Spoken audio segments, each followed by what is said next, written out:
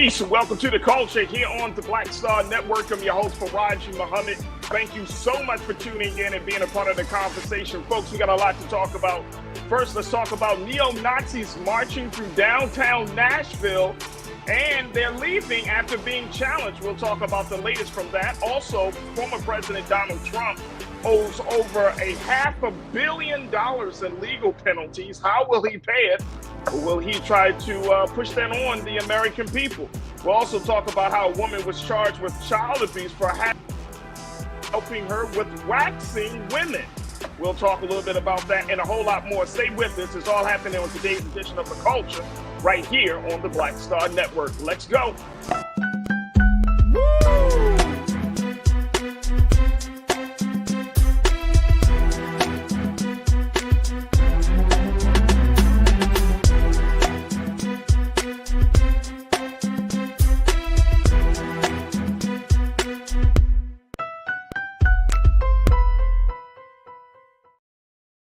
All right, folks, welcome to the culture here on the Black Star Network. I'm your host, Farajii Muhammad. Thank you so much for tuning in and being a part of the conversation. Happy Wednesday, folks. Happy Wednesday. It is officially hump day. And I hope you've been having a fantastic week. We've been doing our part here on the culture. So I appreciate each and every one of you for tuning in. Make sure you all stay tuned in, or if you're checking us out, I hope you're checking us out on our various streaming platforms. First and foremost, our home platform, blackstarnetwork.com. Make sure you go to our website today. Download the app of Black Star Network on all of your devices for free. Follow us on social media at Black Star Network. And we ask for you to help us out with a little something. Put it in the bucket. Help to become one of our great investors and stakeholders in this fantastic media company. So make sure y'all do your part and support us here at Black Star Network. If you already have done your part, we truly appreciate you and thank you so much for your donations. Now, we're also streaming live on Amazon platform, on Amazon News, on your Fire TV. You can also check us out on Amazon Prime Video. You can find us on the Prime Video app under Live TV, The News, or find us on Amazon.com under Prime Video, then Live TV, The News. You can also check us out on Freevee, the Freevee network. Find us under On Now, The News on the Freevee network. And we're on Plex TV 24 hours a day, 7 days a week. And you can just search for Black Star Network on there or find us on the Live TV, The News and Opinion. Now, folks, we're also streaming on Big Brother Roland Martin's social media pages. So if you follow him, you should have got a notification. But if not, go to Brother Roland Martin's Facebook page. You can see us there, as well as Roland Martin's YouTube page. And on both of those spaces, you find the great, the illustrious, the fantastic Culture Crew, and you can join the conversation. There you go.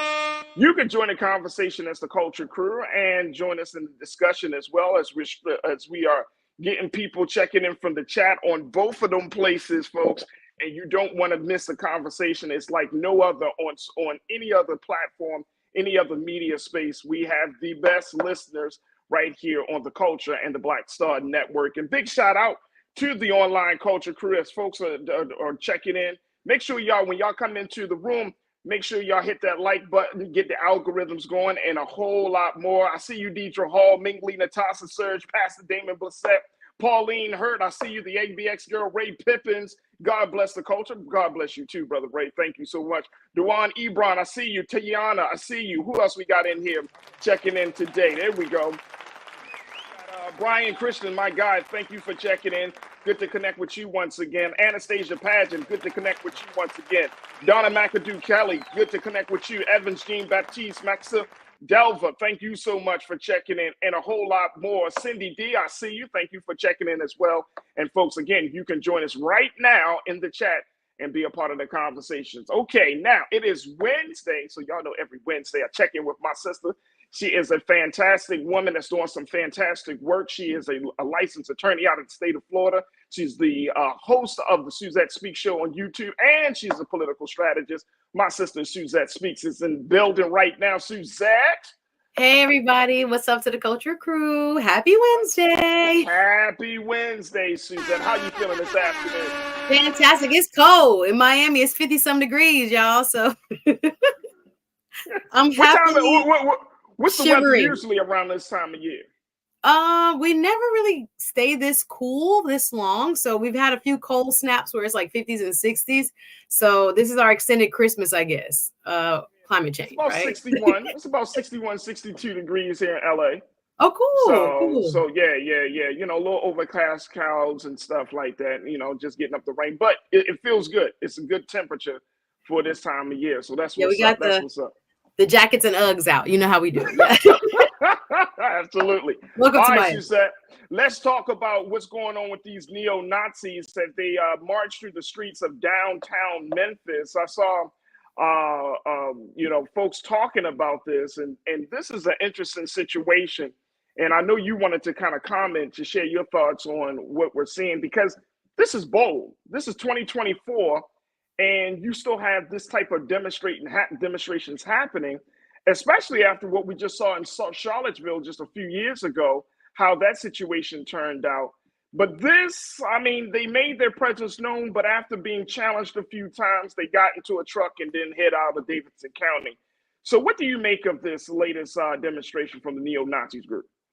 Well, just like you said, this demonstration this past weekend in the Capitol there in Tennessee did have a lot of hearkenings back to the Charlottesville demonstration that we saw a few years back. This was really frightening, despicable, terrible. I can't think of enough adjectives to give this show of hate. And just like the state representative Justin Jones, who happened to be leaving an event where he stepped out into his downtown streets and saw what was happening as it took place. He went live on his Instagram, and it was very shocking for the world to see. Yet here we are, as you said, in 2024, and we're still seeing neo-Nazi groups that are comfortable enough to demonstrate. As you can see, they were out there, probably about 24 was the total number. Their faces were covered so that they could not be identified, but they did carry flags with swastikas on them, as you can see. And after some exchange that took place there, they scurried off into U-Haul vehicles, like in the back of a U-Haul truck. And according to the sheriff there, they left the area.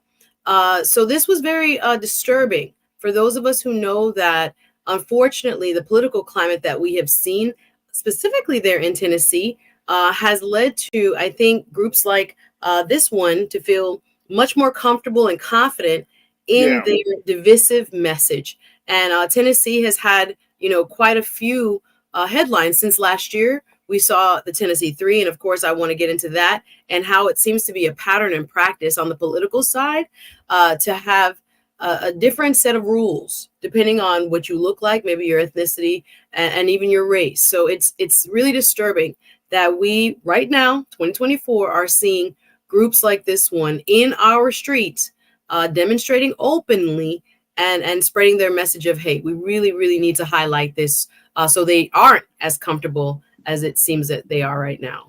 Oh, yeah, most definitely. Look, we got to take our first pause. When we come forward, we'll continue the conversation. Crew, I want to get your take on this as we're talking about neo-Nazis marching through the streets of Nashville, Tennessee over the weekend. What's your take? What does this mean to you? How does this hit you, folks? Join us in the conversation. We would love to get your take on it. Join us as we're streaming live on Roland Martin's Facebook page, Roland Martin's YouTube channel. And of course, stay tuned. We got a whole lot to cover in this first half of The Culture right here on the Black Star Network.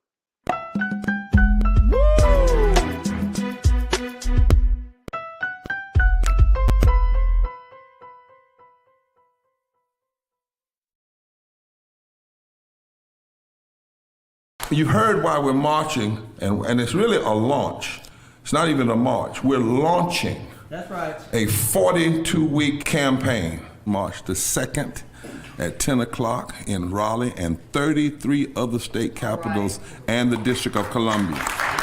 This is a historic move to mobilize the most powerful untapped block of voters in this country. That's right. Poor and low wealth voters who make up 87 million votes. And it's never been tried before. Never been tried before in history. At the same time, same message, same focus. And when that power turns loose, they will not be able to figure out the political calculus. I don't know about you, but I'm ready to shake things up. I'm ready to get up out of the valley. I'm ready for God to put his spirit on us. I'm ready to be used to change this nation. And what we're saying is, can't we come together? Can't we come together around an agenda? You ain't got to like everything about Reverend Barbara. You don't have to like everything about Sangria. You don't have to like everything about Long Choir. But can we come together and say, it's time to end poverty as the fourth leading cause of death? It's time to have $15 and a living wage indexed with inflation. So every time inflation goes up, the minimum wage goes up. It's time to have health care for all. It's time to fully fund public education. Can't we come together? It's time to protect women's right to women's health. It's time to have affordable housing for everybody. It's time to stop the proliferation of guns. Ain't no way folk ought to be able to have more guns than they have food, more guns than they have meat on their table. That makes no sense. Isn't it time for division to be ended and love to take over? Can't we organize around that? Look at your neighbor and say, neighbor, I don't need to like everything about you, but can't we organize for power? Can't we stand for justice? Can't we love everybody for just a little while? Can't we come up out of the valley? Can these bones live?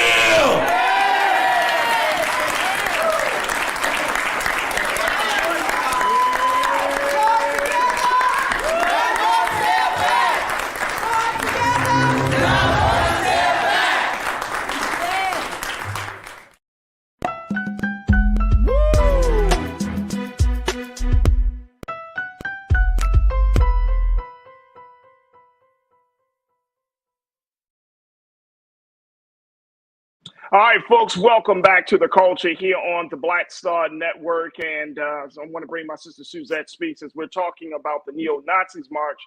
But we could not, we can't neglect from the conversation the great march that's being convened by the Poor People's Campaign. You saw just Reverend Barber just sharing his thoughts around that great march that's expected to happen, God willing, on March the 2nd in a few weeks. So, you know, that is, of course, something that we look forward to, and we want you to tune into Black Star Network on March the 2nd, as we will be doing round-the-clock coverage of that great demonstration by Reverend Barbara and the wonderful people of the Poor People's Campaign. Speaking of marches, let me bring my sister Suzette Speaks back into the fold, and that's a good piece that you have one march happening with neo-Nazis, and then you have this other march happening standing for the poor, standing for the disenfranchised. It just goes to show you that we are in a real intense battle right now, Suzette, in this country, and we have to draw the lines. We have to, get ourselves prepared, because as we're seeing those who are against our interests and our livelihoods taken to the streets, we got to do the same. And so, looking at that, and it inspired me, because sometimes when we see, even if it's just a couple of dozen of neo-Nazis running through the streets, it invokes a lot because of the history of our people and the relationship we've had with the KKK and with the racism that we still see in this country. It just evokes a lot. What's your take? Yes, Farajii. Again, what a contrast, just to echo your sentiments, between what we just saw from Reverend Barber and what we saw this past weekend in the streets of downtown Nashville. When I look at the numbers of voters, this is why I think it all ties back into why we should all be politically active in some way, shape, or form, especially at the ballot box. When you look at Tennessee as a whole, about 16% of its population is Black. So of that 16%, 16.4%, what I have found is that 1 out of 5 Black adults of voting eligible age is ineligible. Wow. So 20%. Think about the laws that's being passed. That's why I don't ever understand how it can be one's political position to not vote and not participate. Because based on the laws that are already being written on the books in Tennessee, 20% of the adults there cannot vote who are Black, right? Of the Black population, 1 out of 5 Black adults in Tennessee cannot vote. So this should be a call to action to those of us who can and who do have the ability. We have to remind ourselves that in Tennessee, just last year, this same elected body gave us the Tennessee 3, if you recall, with Justin Jones, who we just spoke about, who recorded this as it was happening. He had a counter rally yesterday, spoke very well and tried to reset and reclaim that space there as the people's space on the Capitol. But yeah, last year we had those two young politicians, Justin Jones and Justin Pearson, who were expelled for a so-called protest on the House floor there. And their colleague who also participated, you remember Gloria Johnson, for whatever reason, by one vote, she was not expelled. And we also saw just recently, actually, as of last week, when I was on Roland's show, Tennessee also, their state house did not recognize two Grammy winners. One happened to be white. I think her name is Paramore, and one happened to be black, Miss Allison Russell. And Justin Jones submitted proclamations. These don't have any legal effect. These are more ceremonial as a form of recognition. And Justin Jones put forth proclamations on behalf of both Tennessean Grammy winners, and they rejected the one for Miss Russell while accepting the one for Paramore. So it doesn't seem as if this behavior is going away or is in any way being reversed. We're seeing it kind of pop its way up to the forefront again. And if that is coming from your elected leaders, Farajii, what can we expect to see in the streets? Because this is what we saw. So imagine what else is happening behind closed doors or in spaces where, we don't have cameras. That's what's so frightening. And until we start to see, more diverse thought leadership within Tennessee's elected government, we're going to have a lot more of these groups that feel emboldened to go out there. I also wanted to mention the name of this group. It is called the so-called Blood Tribe. According to the Anti-Defamation League, these folks popped up around 2020, 2021.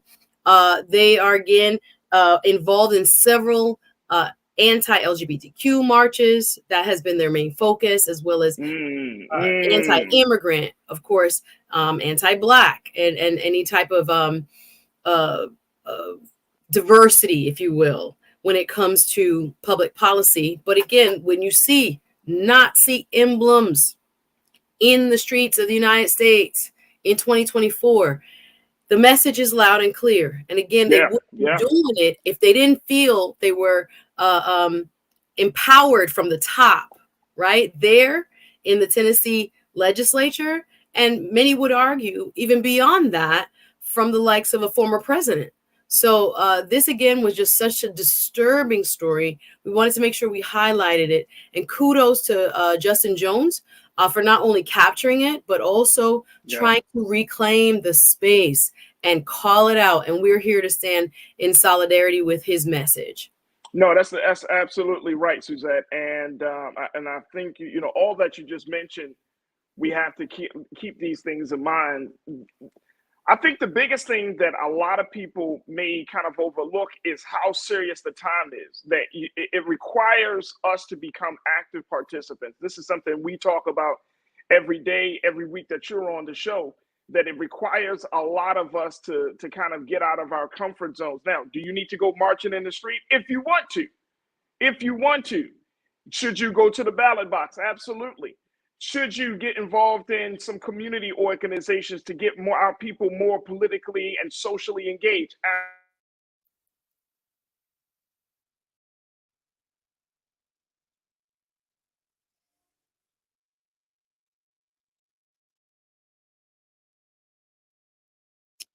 Farajii, I think your audio just cut, sir. Just that last part, cannot hear you. But you were saying that the activism that we need in a moment like this is very important among our brethren. So please keep this in mind. Shout out to Justin Jones. Make sure you follow him and support his efforts, especially if you're there in Tennessee, so that we don't see this type of craziness in American cities. Can we take a quick break and then we'll fix the audio issue? Yes. Thank you. Stay tuned, y'all. Much more to come.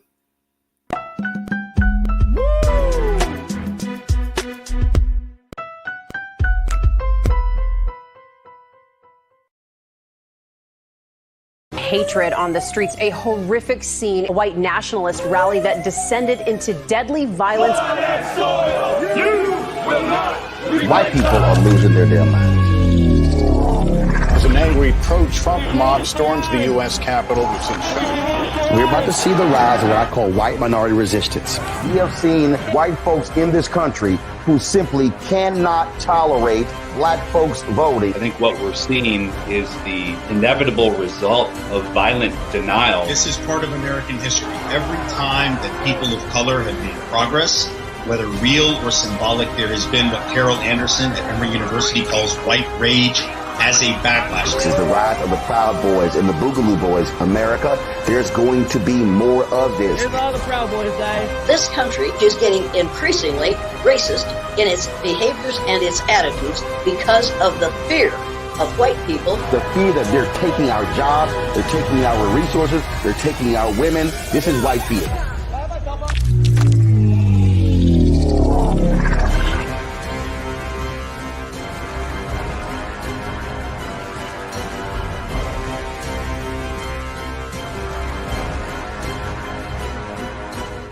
Pull up a chair, take your seat. The Black Tape with me, Dr. Greg Carr, here on the Black Star Network. Every week, we'll take a deeper dive into the world we're living in. Join the conversation only on the Black Star Network. When you talk about blackness and what happens in black culture, we're about covering these things that matter to us, speaking to our issues and concerns. This is a genuine people-powered movement. There's a lot of stuff that we're not getting. You get it, and you spread the word. We wish to plead our own cause. Too long have others spoken for us. We cannot tell our own story if we can't pay for it. This is about covering us. Invest in black-owned media. Your dollars matter. We don't have to keep asking them to cover our stuff. So please support us in what we do, folks. We want to hit 2,000 people, $50 this month, raise $100,000. We're behind 100,000, so we want to hit that. Y'all money makes this possible. Checks and money orders go to P.O. Box 57196, Washington, D.C. 20037-0196. The Cash App is $RM Unfiltered. PayPal is R Martin Unfiltered. Venmo is RM Unfiltered. Zelle is Roland at RolandSMartin.com. Hi, I'm Dr. Jackie Hood Martin, and I have a question for you. Ever feel as if your life is teetering and the weight and pressure of the world is consistently on your shoulders? Well, let me tell you, living a balanced life isn't easy. Join me each Tuesday on Black Star Network for A Balanced Life with Dr. Jackie. We'll laugh together, cry together, pull ourselves together, and cheer each other on. So join me for new shows each Tuesday on Black Star Network, A Balanced Life with Dr. Jackie.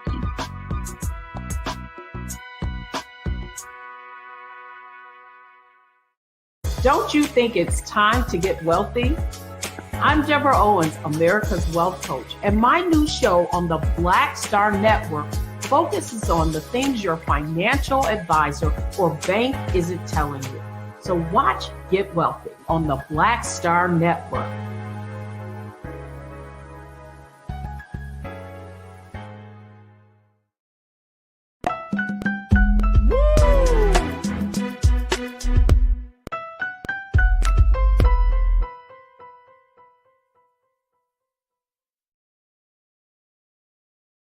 All right, folks, welcome back to The Culture here on the Black Star Network. Let me join my sister Suzette Speaks once again, one of our great contributors here on the show, as we've been talking about the impact of the neo-Nazis as they were walking through the streets of Nashville.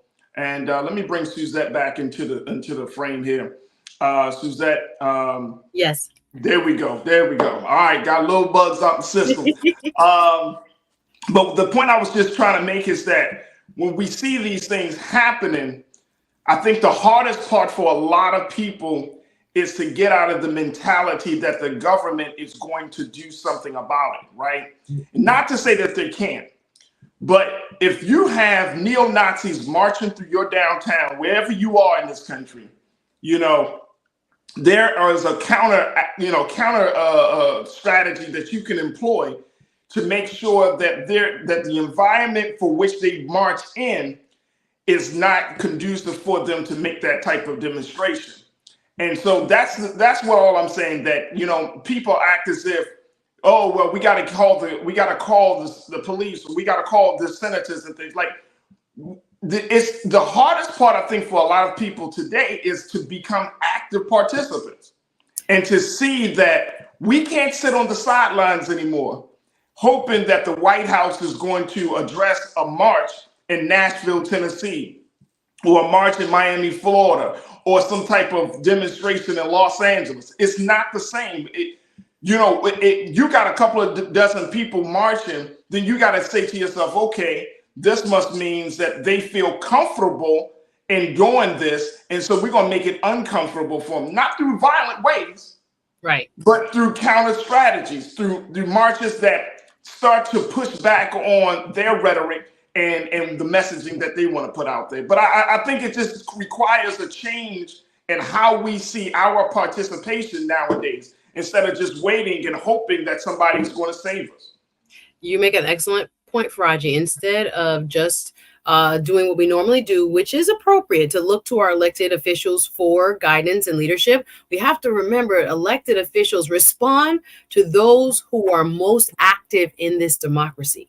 So when it comes to school board, where do they put more funds? The schools that have the more active PTAs, more parent involvement, et cetera, et cetera. So it may not be fair, and it may not seem as if, you know, that should be the measuring stick for how much a government or elected leaders react. But truth be told, the more they see us, the more they hear from us, whether you send your first email to your elected official, whether that's county, whether that's state, whether you donate to a campaign or donate to a third party voter registration organization, you got to do something. These are the times that we're living in. And I really emphasize, a lot of times we're used to our parents' generations and the grandparents' generations that have done so much already, but it's our turn. It's our turn, y'all. Like, if you are up and coming, 21 or above, you have to get involved. You have to find a way to contribute to moving us forward. Whether, again, that is, like Farajii says, showing up outside of the Capitol when a counter protest, is occurring, or whether it's running for office, again, donating to somebody who might have more time and ability to run for, an elected office with the same type of principles that you believe in. Those things help. So the small movements, the re-registering, re-entering citizens and things like this, that 1/5 of the Black population in Tennessee that is not permitted to vote. It's shocking. How are they going to win? Take away 20% of the Black people from the voting rolls. That's how you can control the state house. This is in our face, y'all. This is not behind closed doors. We're seeing the movement backwards. The gutting of the Civil Rights Act, gutting of the Voting Rights Act, things that used to protect us and help to make the playing field much more equal, are now being totally dismantled. And again, we're seeing this in every area, but particularly voting, and particularly within the political infrastructure of this country. We have to awaken to not just, okay, I see it. Now the question becomes, what are we doing about it? What are we as individuals and as the collective? Because our power is when we join together and we are visible to those who are making these very rules. And here's the other thing about this, is that this particular group that marched through the streets of Nashville, they are a part of a white supremacist membership organization called Blood Tribe. And Blood Tribe was founded in earnest in 2021 by a former Marine, Christopher Polhas, according to the Anti-Defamation League. This is happening like within a couple of years. So if this is happening, this is 2021. We just got into 2024. So at this point, you're talking about maybe 2 years or so, about 3 years, or a little bit less than 3 years, that something like this will happen. Now, some people might say, oh, look at the little numbers, it's 3 years. But you got to remember that some of these groups, they operate off of the sentiment of fear. They operate off the sentiment of hate, the sentiment of feeling like they have to fight back or take back the country. And because of that, or in some cases, fascism, they see the Biden administration as being fascist. They see diversity as being a problem and all of those things. But that just goes to show you that this is not stuff from the 1950s. You got people in here, and the infamous Kiki, one of our culture crew members, said it. These groups are composed of doctors, lawyers, police people, people that are in Marines, the military as we speak right now. Man. You see what I'm saying? And so this is not like years old. This is like right now, current stuff, right? These guys are people who we work next to, live with, go to school with, that we see each and every day. And we don't know what's in people's heads. We certainly don't know what's in people's hearts, but it just goes to show you that this is happening in real time. And this is not like the sky is falling type of conversation, because I hate those fear-driven conversations. Right. But I do want us to, at least as you mentioned, I do want us to be aware that these things are happening right now. This is not the 60s. This is not the 50s. This is 2021 when the group started. And this is only the beginning of 2024. So there's still a lot of working ground to cover. Suzette, I give you the final word. Yeah, I think, again, we have to think about two things that's coming to mind real quick. The political climate that allowed this group to feel emboldened to form and to put themselves out there. What radicalized them? That's the question, right? About our political landscape. And again, I think we as individuals have to look at what we can be doing at the local level. As small as it is, it matters. As large as it is, it's wonderful in terms of pushing the cause of diversity forward when it comes to a multiracial, multi-generational. Think about what they're standing against. Multi-religious, multi-ethnic. That is what they fear. And we have a lot more in common. And we also are asking allies, right, of the Black community to speak up as well. Because in those rooms that we're not necessarily in, where these conversations, as you said, these are everyday people. They are masked up. But I wouldn't be surprised, because the ones that we saw in Charlottesville that were connected with their real social media accounts, they were everyday people that provide business services, that provide, public services to the public. So we need allies who are in those circles, both parties. This is not about a party thing, that sees, and hears this type of dangerous rhetoric, to stand up in those rooms, in those conversations, and make a difference in terms of how welcomed or unwelcome these folks and their ideas feel, especially in spaces where, it's not predominantly Black. We need allies to also help to eradicate this type of thinking. Absolutely. You're right on point there. Look, we're going to continue to keep our eyes on this situation, and hopefully it does not grow, but we'll certainly keep our eyes on it. Folks, we got to take a quick pause when we come forward. Keeping in the spirit of politics, I want to...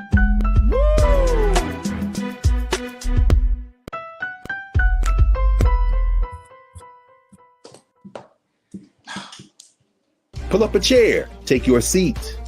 The Black Tape with me, Dr. Greg Carr, here on the Black Star Network. Every week, we'll take a deeper dive into the world we're living in. Join the conversation only on the Black Star Network. Hi, I'm Dr. Jackie Hood Martin, and I have a question for you. Ever feel as if your life is teetering and the weight and pressure of the world is consistently on your shoulders? Well, let me tell you, living a balanced life isn't easy. Join me each Tuesday on Black Star Network for A Balanced Life with Dr. Jackie. We'll laugh together, cry together, pull ourselves together, and cheer each other on. So join me for new shows each Tuesday on Black Star Network, A Balanced Life with Dr. Jackie.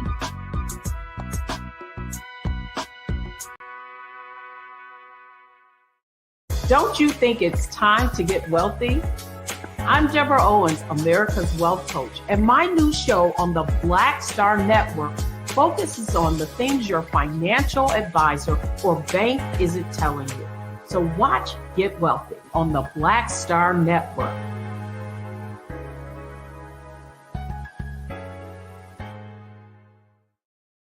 When you talk about blackness and what happens in Black culture, you're about covering these things that matter to us, speaking to our issues and concerns. This is a genuine people-powered movement. There's a lot of stuff that we're not getting. You get it, and you spread the word. We wish to plead our own cause. Too long have others spoken for us. We cannot tell our own story if we can't pay for it. This is about covering us. Invest in black-owned media. Your dollars matter. We don't have to keep asking them to cover our stuff. So please support us in what we do, folks. We want to hit 2,000 people, $50 this month, raise $100,000. We're behind 100,000, so we want to hit that. Y'all money makes this possible. Checks and money orders go to P.O. Box 57196, Washington, D.C. 20037-0196. The Cash App is $RM Unfiltered. PayPal is R Martin Unfiltered. Venmo is RM Unfiltered. Zelle is Roland at RolandSMartin.com. Hatred on the streets, a horrific scene, a white nationalist rally that descended into deadly violence. White people are losing their damn minds. As an angry pro-Trump mob storms the U.S. Capitol, we've seen We're about to see the rise of what I call white minority resistance.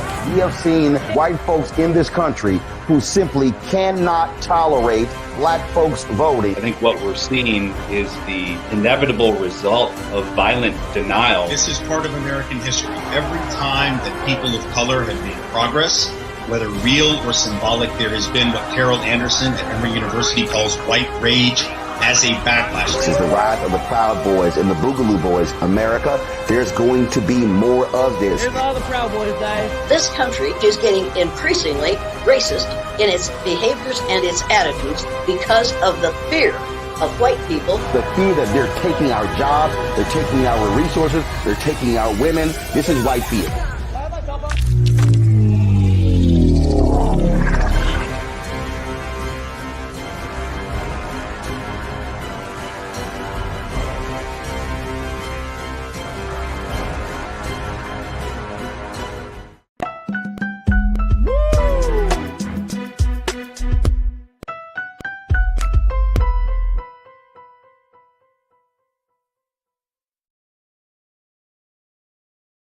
All right, folks, welcome back to The Culture here on the Black Star Network. I'm your host, Farajii Muhammad. Thank you so much for tuning in and being a part of the conversation. Been chatting with my sister, Suzette Speaks, host of the Suzette Speaks show on YouTube, and one of our great contributors here on The Culture. Suzette, let's switch gears as we're talking about what's going on with those on the far right. One of their champions, former President Donald Trump, is showing that he is just racking up the dollars on his side of things. And I came across this article. There are a couple of things happening as a result of what we saw with Friday's decision from the New York courts that said that the former president had to shell out over $350 million for his civil fraud case. And first thing, this is why I wanted to talk to you about this. Here's why. Because there was an article that was included. I just want to show, Lisa, if we could just show just the headlines for this article. I mean, this is insane. Let's do Article 1, where Trump is facing some $500 million in legal penalties. Mm-hmm. They said that it's even as high, it could be as high as $600 million, Suzette.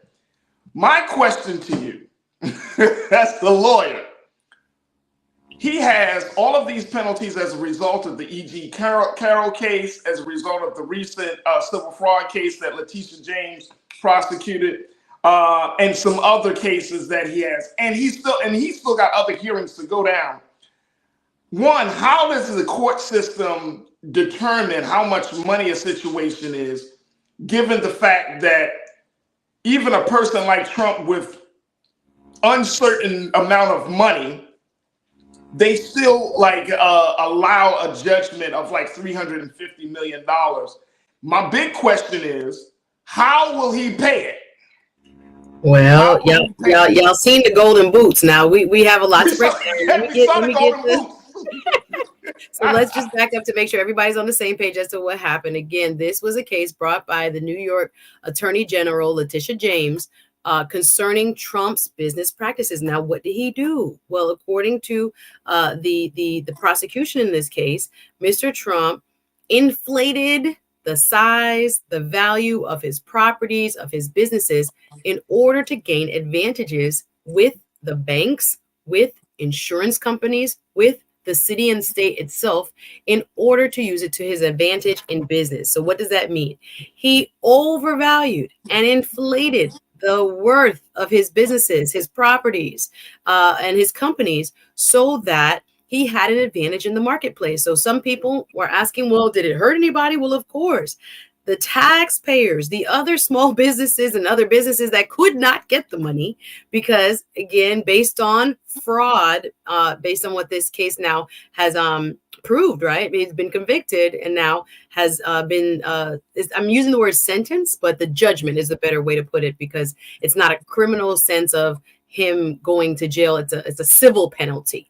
So with respect to your question as to why the large amount, now this happens all the time, but in Mr. Trump's case and his organization's case, 10 plus years of making up the numbers, of increasing the value of his business, that has caused him to gain an unfair, whopping advantage in the marketplace.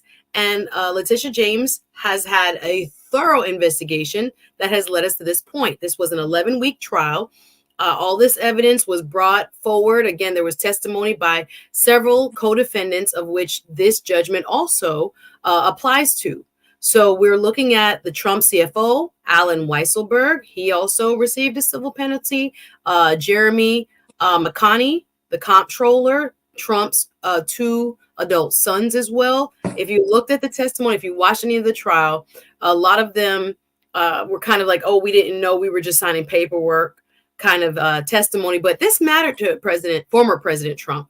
He was at this trial almost every time the courthouse was open.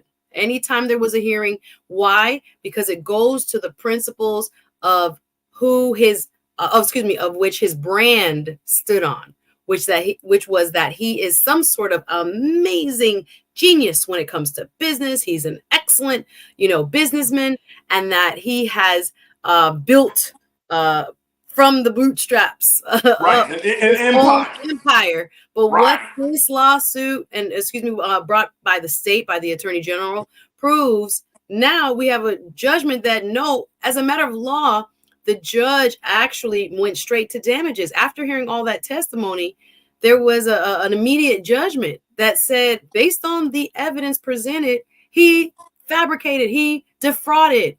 In other words, he lied, he and his organization, with regards to its valued assets, its prospects in business. It is just mind-boggling, the fraud based on what we saw via testimony, bank statements, all of that came into play to say this man has had an unfair advantage for more than a decade in the state of New York, and it stops now. He's being held accountable now. So we're looking at the judgment. When it comes to the judgment, $355 million approximately. We're looking at also about 100 million in interest, right? The interest is accruing on this, and what is going to be difficult. Let me first answer the question that you had with regards to why so much, and do you look at the defendant's ability to pay? No, you look at what the evidence shows is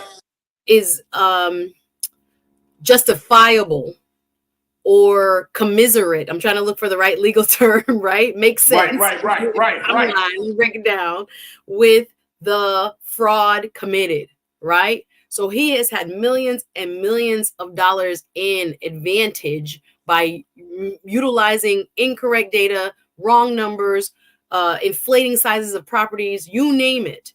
So with that millions and millions and hundreds of millions of dollars in gains, the judge looked at it and weighed. Now, what Letitia James wanted was a permanent bar from doing business, a removal of the license from the Trump organization from doing business in New York. So the judge had even more possible remedies that he did not use. And I know we have to take a break. We'll get back to this on the other side. But yeah, he could have gone even farther, Farajii. So we have to keep that in mind as well.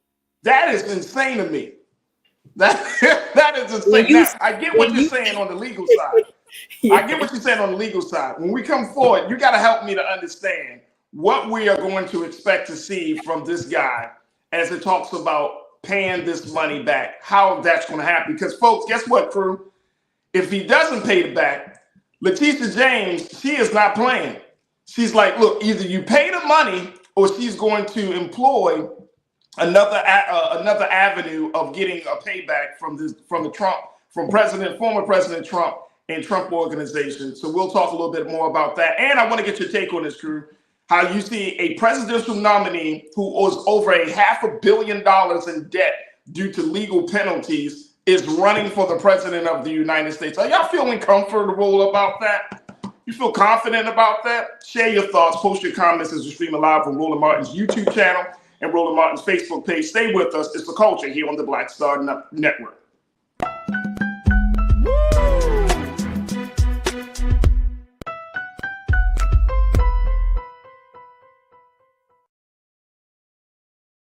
Pull up a chair. Take your seat.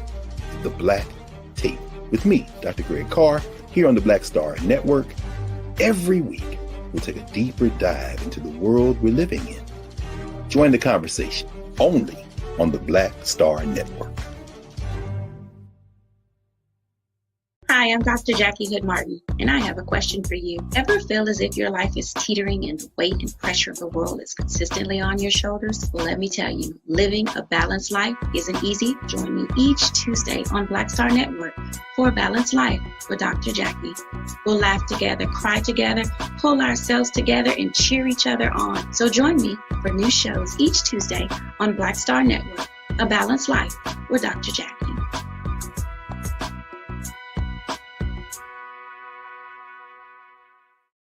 Don't you think it's time to get wealthy? I'm Deborah Owens, America's Wealth Coach, and my new show on the Black Star Network focuses on the things your financial advisor or bank isn't telling you.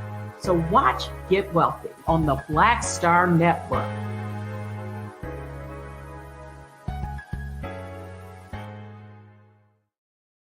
When you talk about blackness and what happens in black culture, we're about covering these things that matter to us, speaking to our issues and concerns. This is a genuine people-powered movement. There's a lot of stuff that we're not getting. You get it, and you spread the word. We wish to plead our own cause.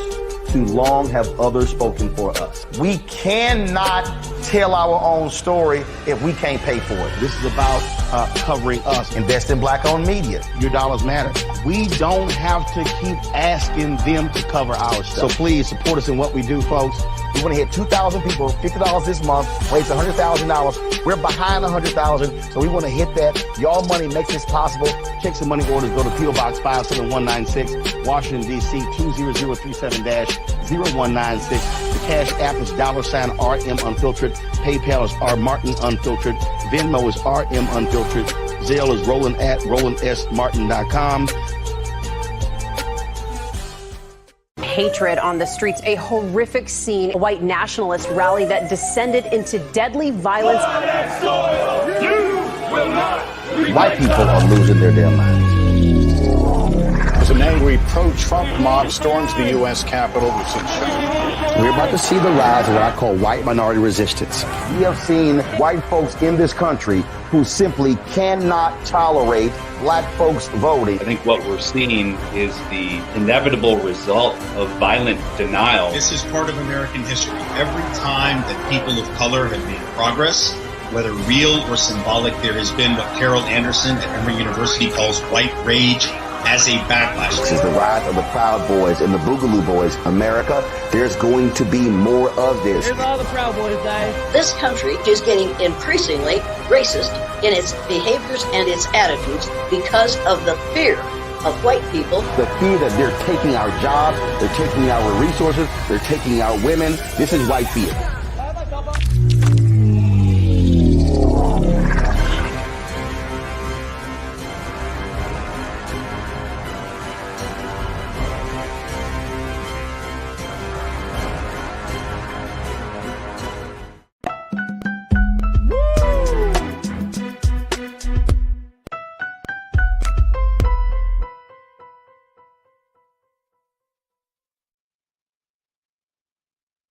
All right, folks, welcome back to The Culture here on the Black Star Network. I'm your host, Farajii.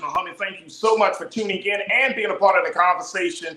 If you missed the first half of the show, you can definitely be a part of Team Replay. Just go to our website today at blackstarnetwork.com after the show, or check us out really on Roland Martin's YouTube channel, and you can find the replay of the show directly after the show ends its live broadcast. But you can check out the first half of the show and so much more. But you go to our website today, you can download the site, download the app for free on all of your devices. You can follow us on social media at Black Star Network, as well as we ask for your financial support and donations as well. Now, you can also follow me on social media as we continue the conversation offline, or off air rather. You can follow me at The Real Farajii on Instagram, at Farajii on the X platform, and at Farajii Muhammad on Facebook, and I would love to connect with you.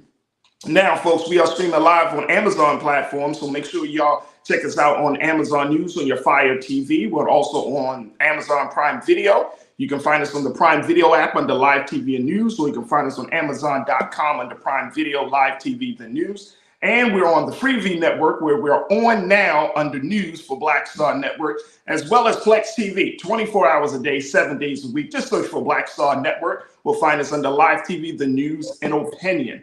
And we're currently streaming on Big Brother Roland Martin's social media page on Facebook, on his Facebook page, and on his YouTube channel. And on both of those spaces and places, you can find the illustrious Culture Crew. Join us in the conversation. The best chat on the internet, right? We have these discussions about what's going on, talking about the current topics, talking about other topics, but we're talking, folks, like no other. So join us as being part of the illustrious Culture Crew. Let me bring my sister Suzette Speaks back into it. My sister, who is the host of the Suzette Speaks show, she's a licensed attorney in the state of Florida and political strategist. She joins us every Wednesday here on the Culture, as well as on Roland Martin Unfiltered. You can find her there as well. But we're talking about former President Donald Trump and his legal fees, his legal penalties rather, as the cost is going up. I have never ever seen a president who is running, a candidate who's running to be president of the United States, and he is walking into the White House with over $500 million of legal penalties. This is like staggering. And then the crazy part about it, Suzette, is expecting that if he's been found, can we say guilty in this civil fraud case? Can we use that terminology? Yeah, you can use that terminology. Yes. All right. He's been found guilty of civil fraud.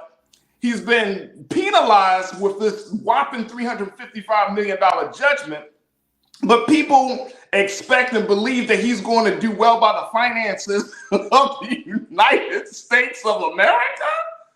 This is the front runner. Look, I'm not making mockery of this. I'm not making, but I do want to ask, like, for those who are riding with this guy, with this candidate, do you honestly believe that now that this thing is stacking up, and again, he has more trials coming up. There's one on the 25th of March. He has more trials coming up. Do you really believe that he is going to keep your best interests at heart financially? You said it best, Suzette. You said it in your remarks, opening remarks. Here's a guy that has off the bat, and I've heard this from black men as well. He's a great businessman. He has look at what he has done.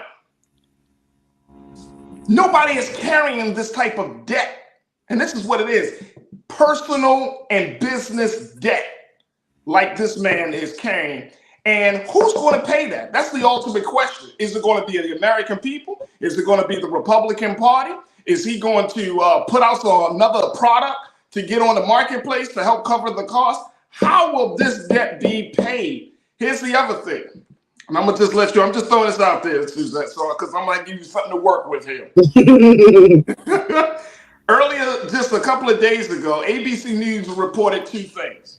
One, our sister, Letitia James, the New York Attorney General, made some remarks in an interview with ABC News saying that she's prepared to seize Trump's buildings if he can't pay his $354 million civil fraud fine.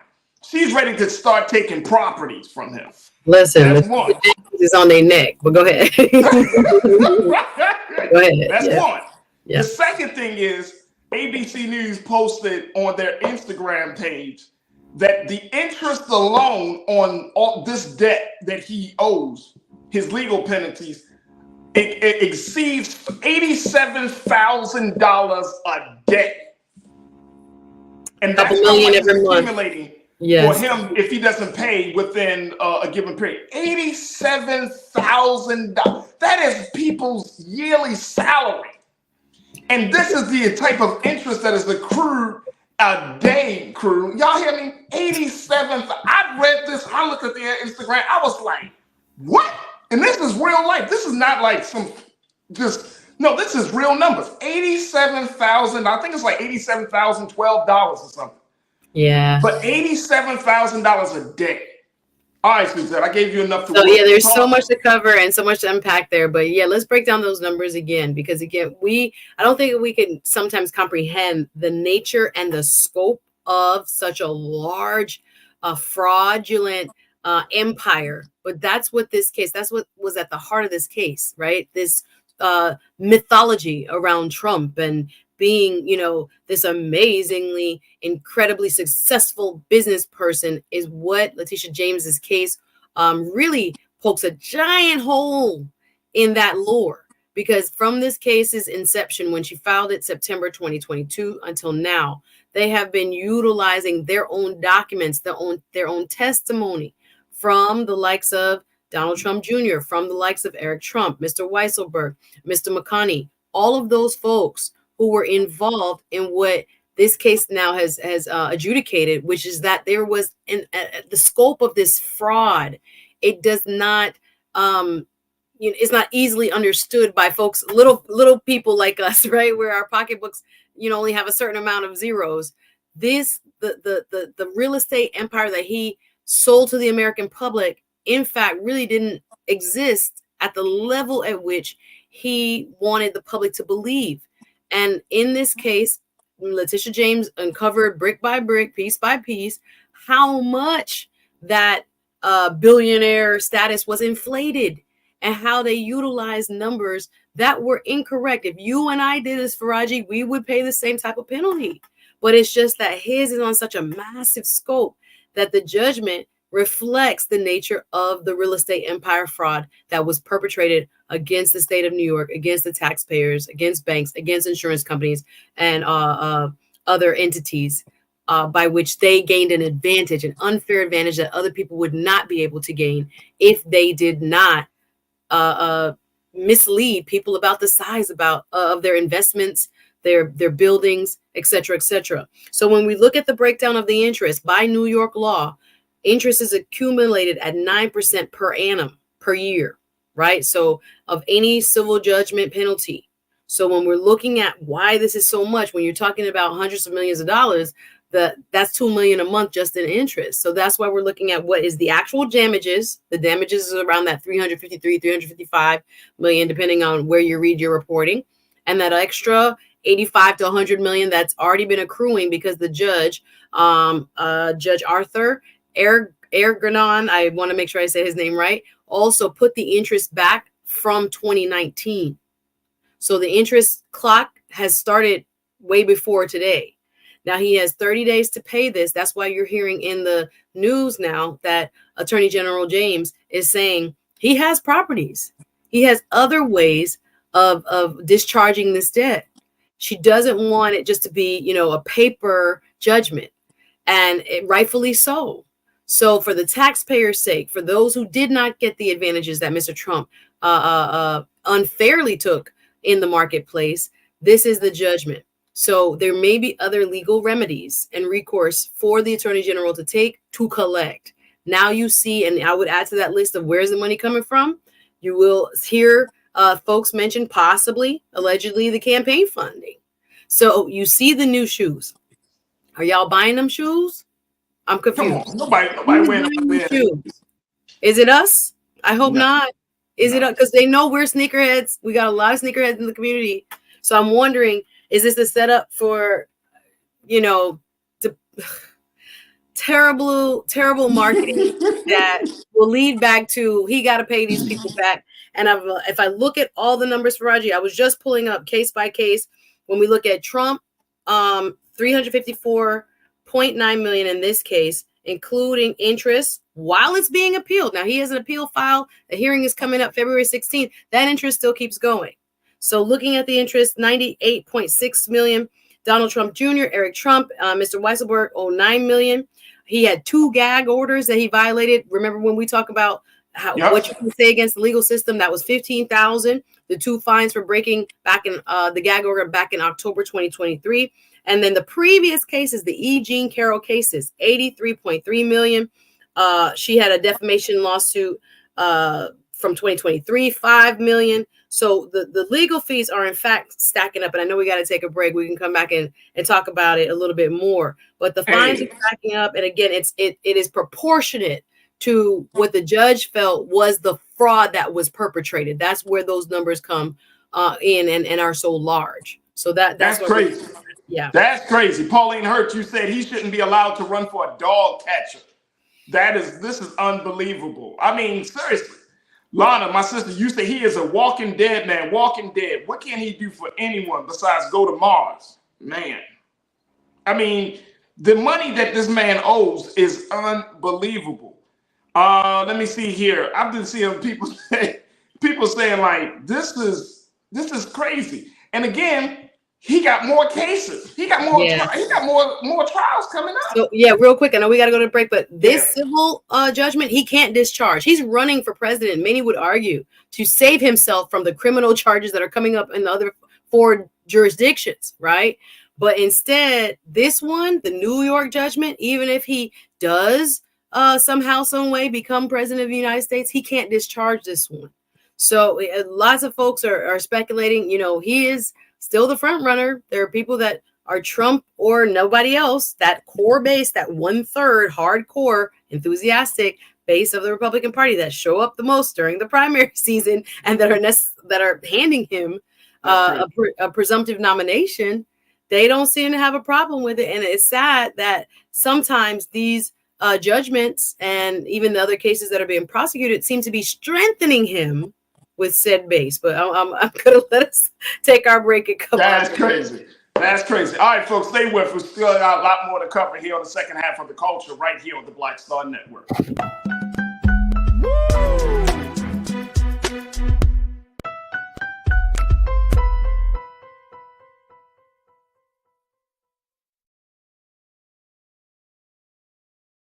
You heard why we're marching, and it's really a launch. It's not even a march. We're launching That's right. a 42-week campaign, March the 2nd at 10 o'clock in Raleigh and 33 other state capitals and the District of Columbia. This is a historic move to mobilize the most powerful untapped block of voters in this country. Poor and low wealth voters who make up 87 million votes. And it's never been tried before. Never been tried before in history. At the same time, same message, same focus. And when that power turns loose, they will not be able to figure out the political calculus. I don't know about you, but I'm ready to shake things up. I'm ready to get up out of the valley. I'm ready for God to put his spirit on us. I'm ready to be used to change this nation. And what we're saying is, can't we come together? Can't we come together around an agenda? You ain't got to like everything about Reverend Barber. You don't have to like everything about Sangria. You don't have to like everything about Long Choir. But can we come together and say, it's time to end poverty as the 4th leading cause of death? It's time to have $15 and a living wage indexed with inflation. So every time inflation goes up, the minimum wage goes up. It's time to have health care for all. It's time to fully fund public education. Can't we come together? It's time to protect women's right to women's health. It's time to have affordable housing for everybody. It's time to stop the proliferation of guns. Ain't no way folk ought to be able to have more guns than they have food, more guns than they have meat on their table. That makes no sense. Isn't it time for division to be ended and love to take over? Can't we organize around that? Look at your neighbor and say, neighbor, I don't need to like everything about you, but can't we organize for power? Can't we stand for justice? Can't we love everybody for just a little while? Can't we come up out of the valley?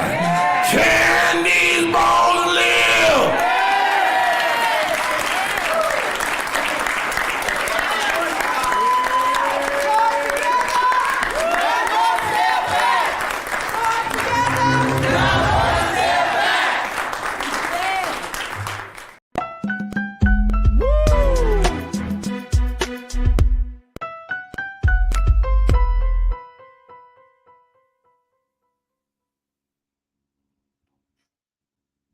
All right, folks, welcome back to The Culture here on the Black Star Network. I'm your host, Farajii Muhammad, joined by my contributor and one of our great voices here on the Black Star Network, my sister Suzette Speaks. I'm so happy every time I'm seeing this piece from Reverend William Barber, Suzette. I just get excited. I'm going to be honest with you. I am a true supporter of the work that he is doing and keeping up with the great work of the great Dr. Martin Luther King Jr., but the work of the Poor People's Campaign is so important in this country, and to see them mobilizing this, because, you know, some people, and I know this is kind of a little bit off from what we were talking about, but, you know, it just goes to show you that some people are expecting, you know, that one voice to galvanize Black folks, that one voice to galvanize poor people, and that one voice to bring people together. But the beautiful thing I like about the Poor People's Campaign is the fact that they're putting power back into the hands of the people. The campaign doesn't work under one voice. Yes, you have leaders like a Reverend Barber and others, but at the end of the day, the true leadership is collective power, is the people. And so, you know, I am 1000% in support of that, versus us kind of continue to uphold this monolithic view of what power and how we should approach, you know, speak truth to power in this country. I just get inspired to hear from Reverend William Barber. Absolutely. Every time I have seen it, and I'm grateful we're getting this type of new ad here on this platform so that people will know. Again, when you have one head of the snake, so to speak, they can kill that one head. And I think that was the motto. You'll hear Black Lives Matter, Alicia Garza, and that team talk about how important it was that there was no one leader, one face, you know, one person. And I think that model has its strengths. So lovely to see it as well, that there is an activation that's happening for the Poor People's Campaign. Absolutely. Absolutely. I want to kind of, as we talk about Trump's money, you know, I think we're going to hear a lot more of that. So by the time next week comes, we might be hearing some new developments in that situation. Absolutely. But speaking of money, I wanted to switch gears to talk about what this one young Black woman did that has gotten social media lit up. This is a very, very unfortunate story, but some of you may have heard it. This is about the story of former beautician Jasmine Moss. She's a 30-year-old Black woman, and she was arrested just on Monday, charged with child neglect and child abuse after numerous complaints about photos on her professional Instagram page, according to Memphis police. These photos show, and these photos, we're not going to show these photos here, but these photos are showing a young girl. Some would say that she is about 6 or 7 years old, but a young girl working on women naked from the waist down, including one leaning back with her legs spread as the girl appeared to work on her private area to perform a bikini wax. Now, Jasmine Moss is the mother of this young girl. And as a result of that, this is where the complaints come from, because people are saying this is child abuse, this is inappropriate, this is not right. And therefore, Memphis police investigated, they arrested Jasmine Moss. Her Instagram account has since been deleted, but Jasmine claimed her daughter worked on 24 clients as her assistant to do bikini waxes over an 8-hour period. Like 10 hours, Farajii, 10 hours. Oh, 10 hours. I'm going off what the New York Post said. That's good. Allegedly. That's what I read. Allegedly, 10 hours. Mm-hmm. Here's the thinking of Jasmine Moss, 30-year-old sister. She said, when I say I'm passing down deed and LLCs to my creation, I mean that. Deed and LLCs? Deed and LLCs, basically saying that she's building generational wealth by bringing a 6-year-old or underage girl into a bikini wax space to perform bikini wax on 24 women who asked for this. This story right here has gotten social media going crazy. But first, I want to start off from getting an understanding of this. A child is not being physically abused in this case, right?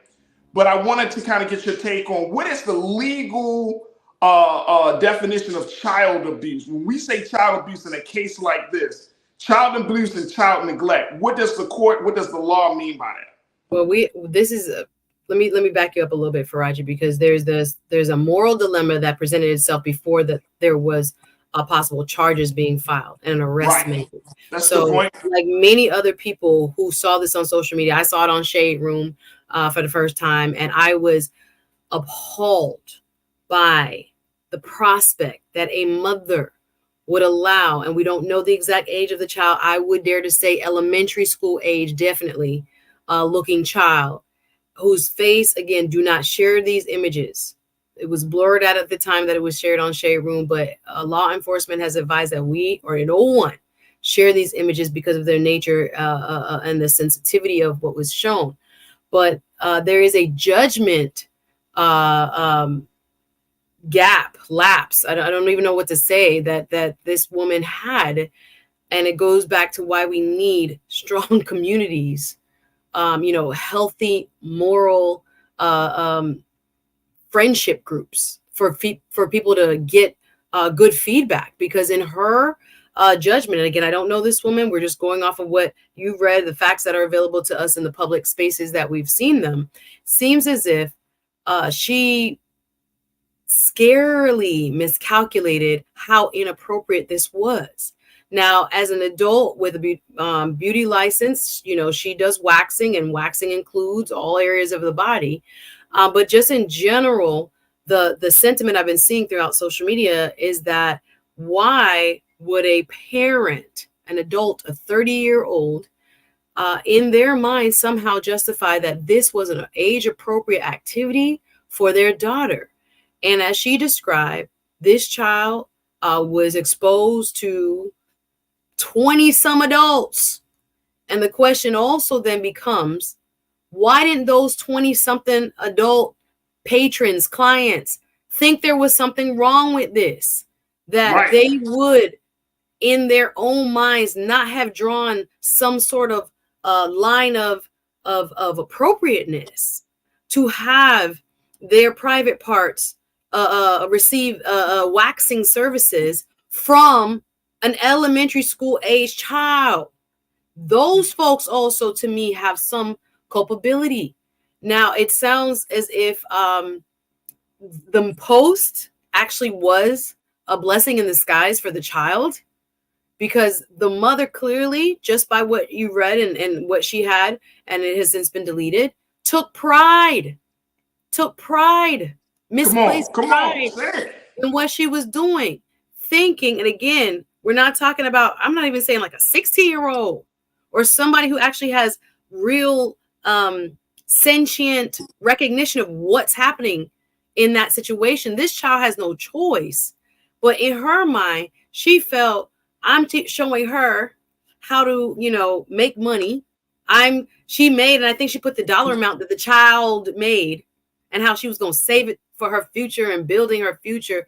I think this woman, at the very least, needs some hardcore parenting classes, because I think in her attempt, based on what she wrote, just inferring from her Instagram posts, she has to be taught the difference, in age appropriateness for something like this for a child that age and stage.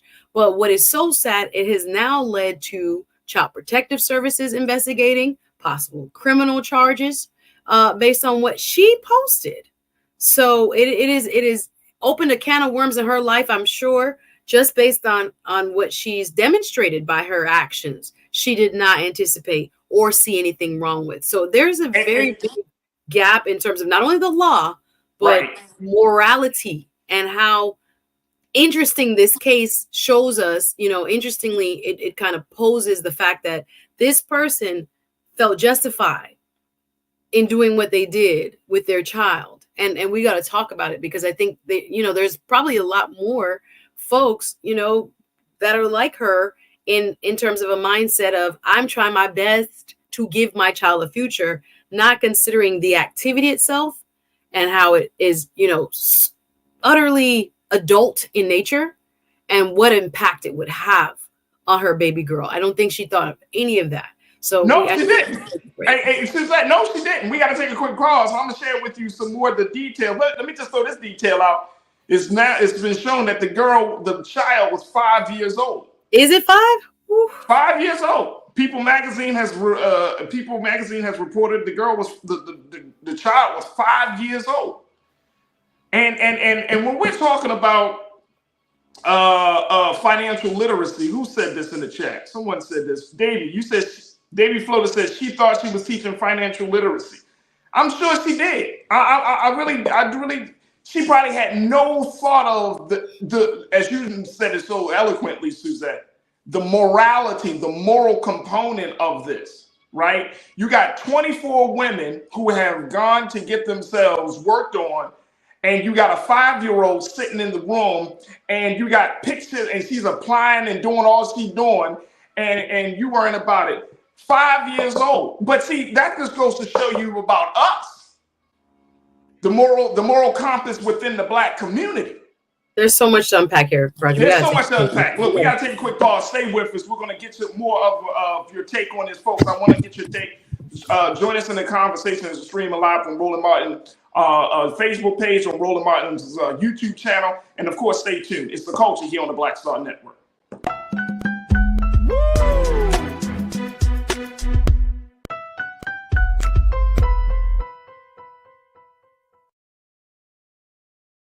Pull up a chair, take your seat. The Black Tape with me, Dr. Greg Carr, here on the Black Star Network. Every week, we'll take a deeper dive into the world we're living in. Join the conversation only on the Black Star Network. Hi, I'm Dr. Jackie Hood Martin, and I have a question for you. Ever feel as if your life is teetering and the weight and pressure of the world is consistently on your shoulders? Well, let me tell you, living a balanced life isn't easy. Join me each Tuesday on Black Star Network for a Balanced Life with Dr. Jackie.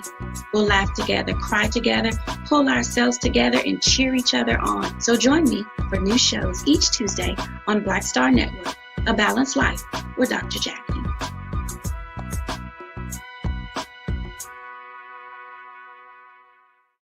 Don't you think it's time to get wealthy? I'm Deborah Owens, America's Wealth Coach, and my new show on the Black Star Network focuses on the things your financial advisor or bank isn't telling you. So watch Get Wealthy on the Black Star Network.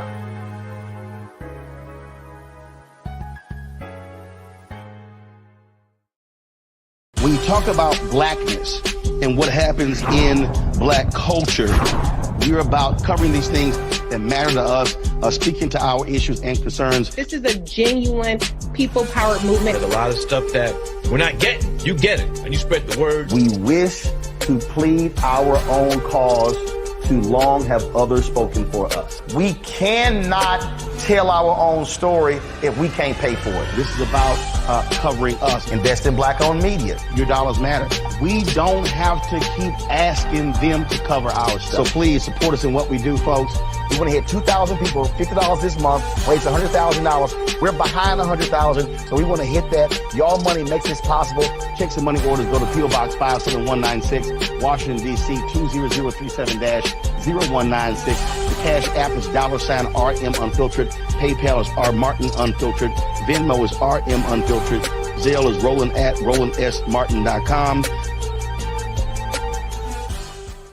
hatred on the streets, a horrific scene, a white nationalist rally that descended into deadly violence. White people are losing their damn minds. As an angry pro-Trump mob storms the U.S. Capitol, we've seen We're about to see the rise of what I call white minority resistance. We have seen white folks in this country who simply cannot tolerate black folks voting. I think what we're seeing is the inevitable result of violent denial. This is part of American history. Every time that people of color have made progress, whether real or symbolic, there has been what Carol Anderson at Emory University calls white rage as a backlash. This is the rise of the Proud Boys and the Boogaloo Boys. America, there's going to be more of this. Here's all the Proud Boys, guys. This country is getting increasingly racist in its behaviors and its attitudes because of the fear of white people. The fear that they're taking our jobs, they're taking our resources, they're taking our women. This is white fear.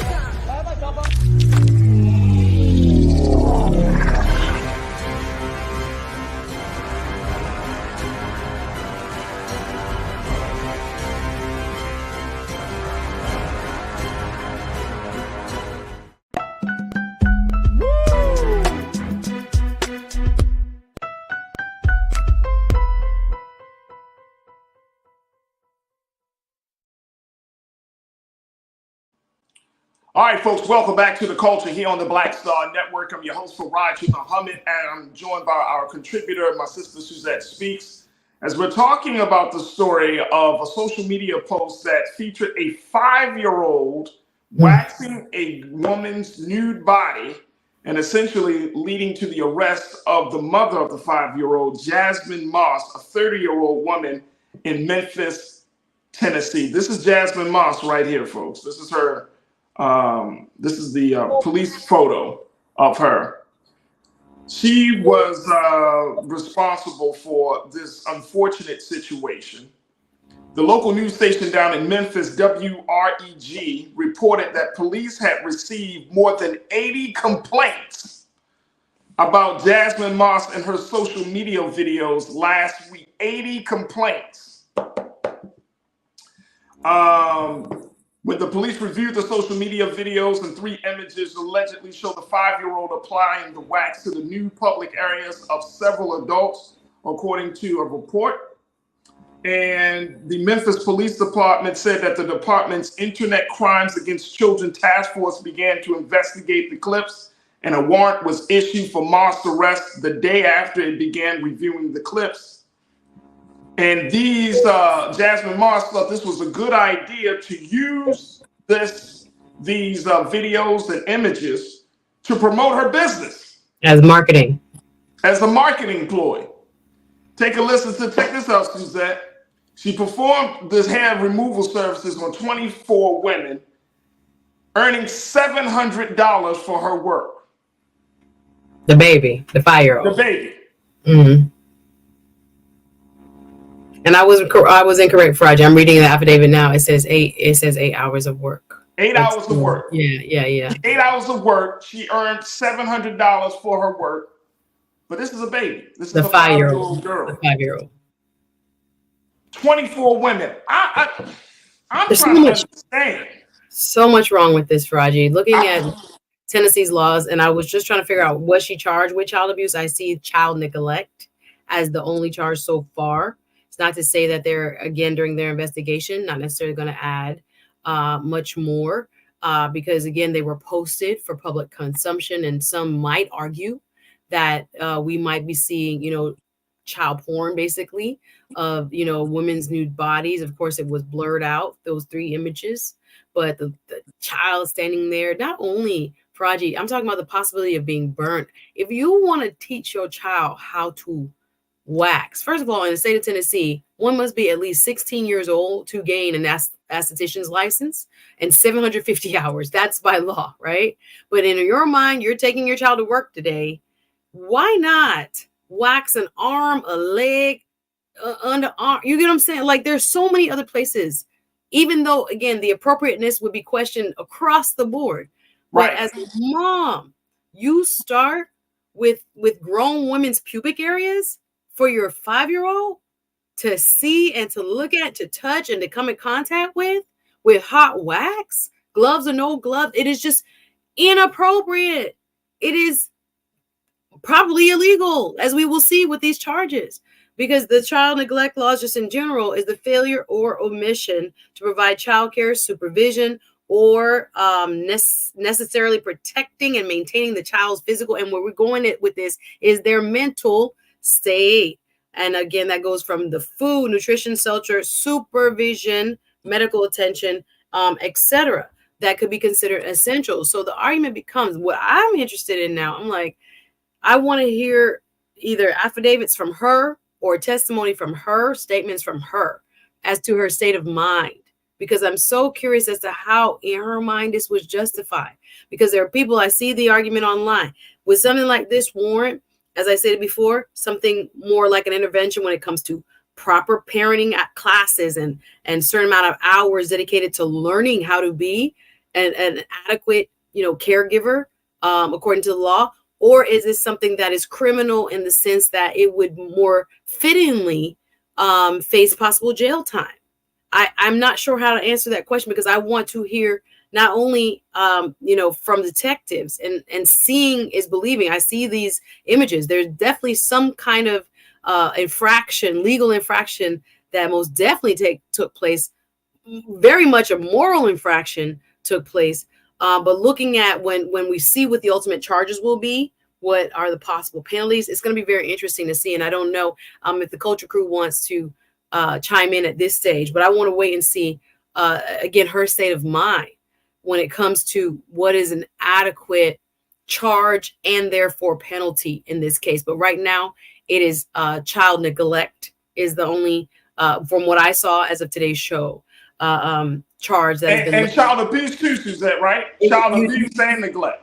I haven't seen child abuse. I have seen New York Post neglect. reported it. New York Post reported it as child abuse and child neglect. Okay, well then, and that's why I'm asking. That's why we, in the beginning. Yeah, I tried to double check on my sources, but you're right. No, it's all good. It's all good. But just looking at it, because I want us to understand that child abuse, as you mentioned, it's psychological. It could be emotional. It could be physical, right? And so we got to get out of our heads that abuse is just somebody hitting on you or grabbing you or something like that. No, it's emotional and psychological as well. There's one thing to teach your children about the body, the parts of the body, right? Like, at 5, especially at 5 years old, now the child is just getting into an understanding like this is this, what is what, and that is that. But it's another thing, and that's positive body positivity teaching. But then there's another thing when you're exposing them to women. I mean, down in the private area of women, you don't know what they have. So you got to think about the health risk of that, right?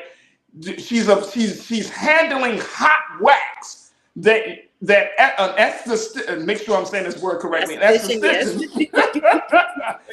esthetician has to be trained to handle. She has to be not only trained but certified to handle, right? To get a certificate to say she is qualified to do that. Yeah. So you're doing this, and then I'm going back. The mother is one thing. The child had no choice. She's going to follow the mother, so there's no blame on the child whatsoever.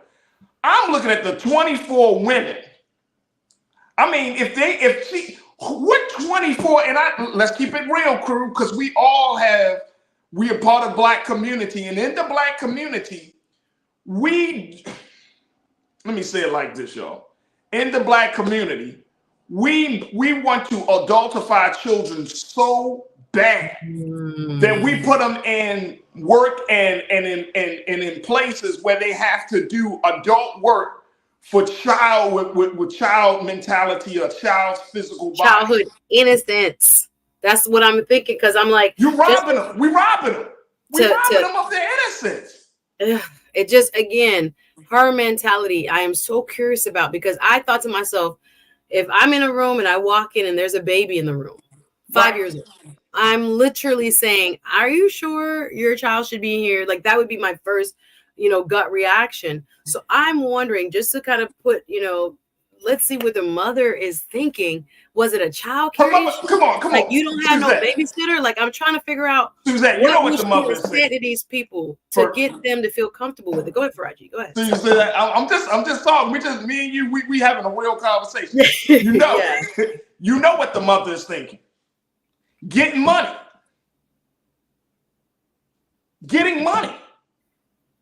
And it's unfortunate that we got to this place that sometimes our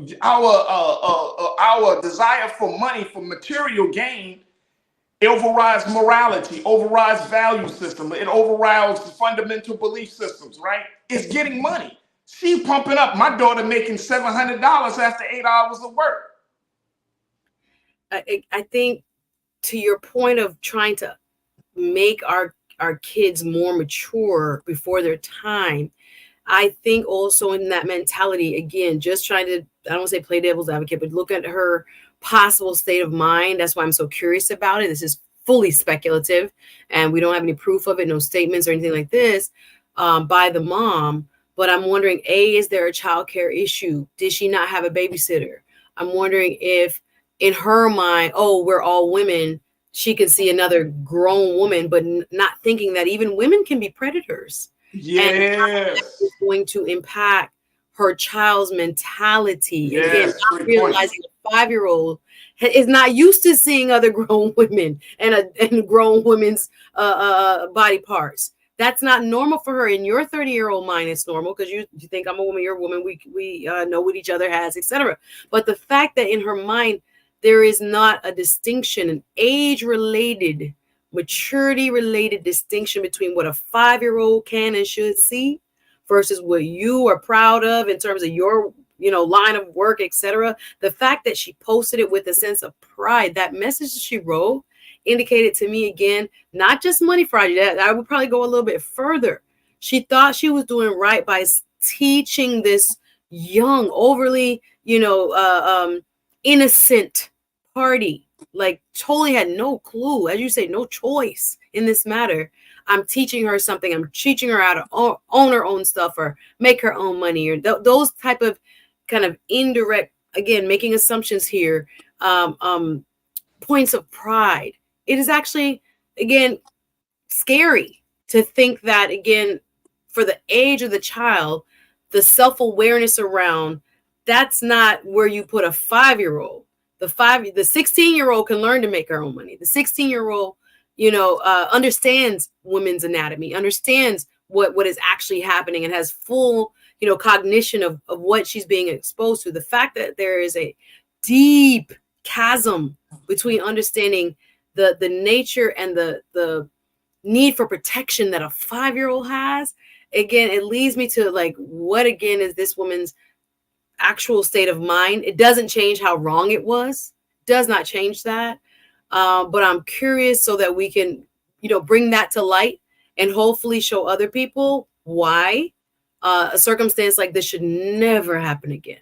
And I think going back to, again, the statement that she made, she really thought she was doing something based on that statement, positive, and now is facing these charges because it is actually, quite heinous to put a 5-year-old in such an environment.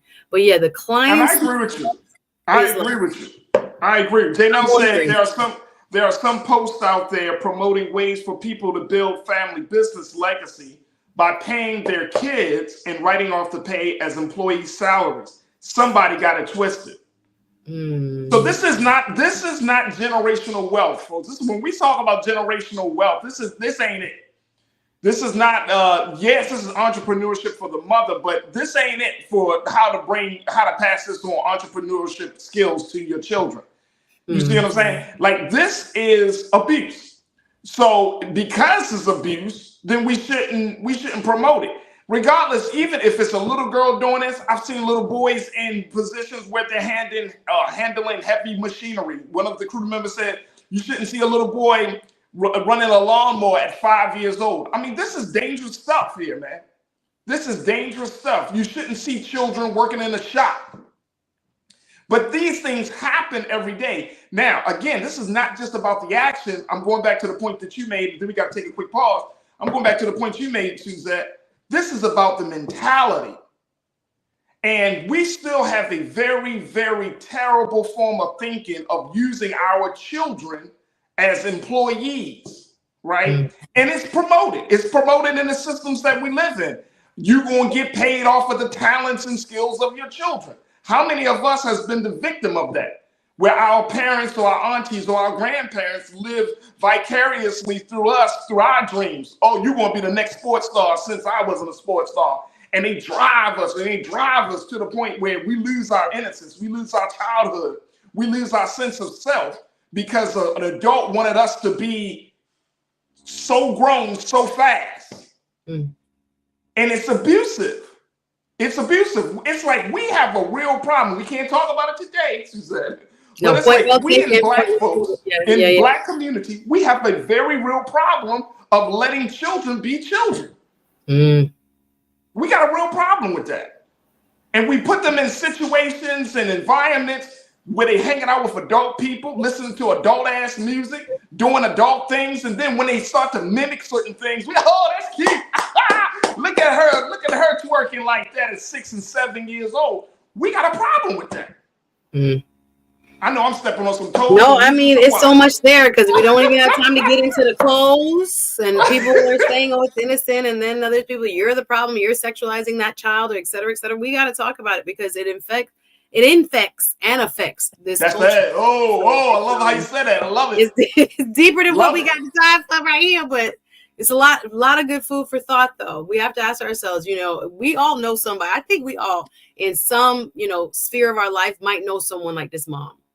And how do we as a community support and undergird the proper parental guidance and training that she may not have had? Yeah. Why she thinks this is appropriate? Because I'm like now thinking, what did her mom do with her? What is this? She thought somehow, some way it was justifiable, which is such a dangerous mentality. So I'm thinking about others in our community that might also subscribe to this thinking and how we reach them. But this case is going to be very interesting to see how it unfolds. Absolutely. Ming Lee said 5 years old equal eliminate stand. We don't do that no more. Where was eliminate? I'm still saying why she couldn't learn on legs. Why she couldn't learn on, little facial hair. Why don't you paint little nails? Like my daughter loves painting little nails. That's crazy. That's really crazy. That is crazy. The poor child now. Teach her how to do hair. There's so many other things that you can teach your child to do at 5 years old about financial literacy. Show me how to braid. Do a little braid. Instead, we're exposing them. That's why it's so sad. And it's really sad. All right, look, we got to take a quick pause when we come forward. Speaking of money, unfortunately, let's end the show on a high note with the president.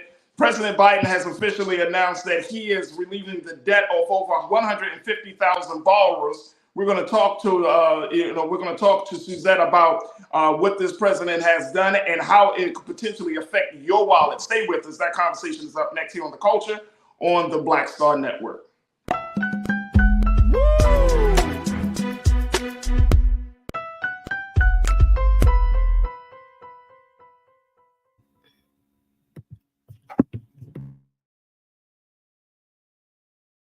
Black Star Network is here. Oh, no punch! I'm real revolutionary right now. Thank you for being the voice of Black America. All momentum we have now, we have to keep this going. The video looks phenomenal. See, there's a difference between Black Star Network and Black-owned media and something like CNN. You can't be Black-owned media and be scared. It's time to be smart. Bring your eyeballs home. You dig?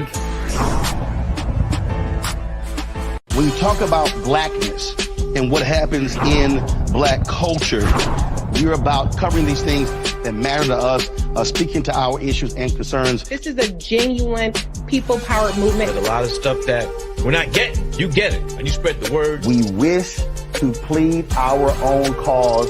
Too long have others spoken for us. We cannot tell our own story if we can't pay for it. This is about covering us. Invest in black-owned media. Your dollars matter. We don't have to keep asking them to cover our stuff. So please support us in what we do, folks. We want to hit 2,000 people, $50 this month, raise $100,000. We're behind 100,000, so we want to hit that. Y'all money makes this possible. Checks and money orders go to P.O. Box 57196, Washington, D.C. 20037-0196. The Cash App is $RM Unfiltered. PayPal is R Martin Unfiltered. Venmo is RM Unfiltered. Zelle is roland@rolandsmartin.com.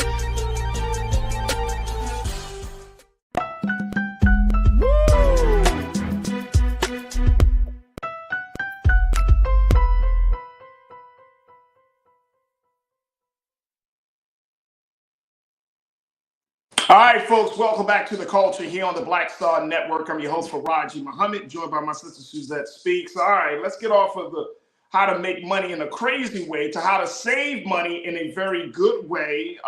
The Biden administration made a major announcement earlier today where they said it is automatically forgiving $1.2 billion in student debt for 153,000 borrowers. Wow.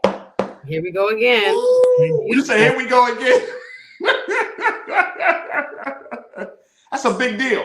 It is. That's a big deal. According to the Department of Education, loan holders whose debt will be discharged will receive an email from President Joe Biden today informing them of the forgiveness. The 153,000 borrowers who qualify for the latest debt forgiveness are those who are enrolled in the Saving on a Valuable Education, the SAVE repayment plan, and who have made at least 10 years of repayments, Suzette.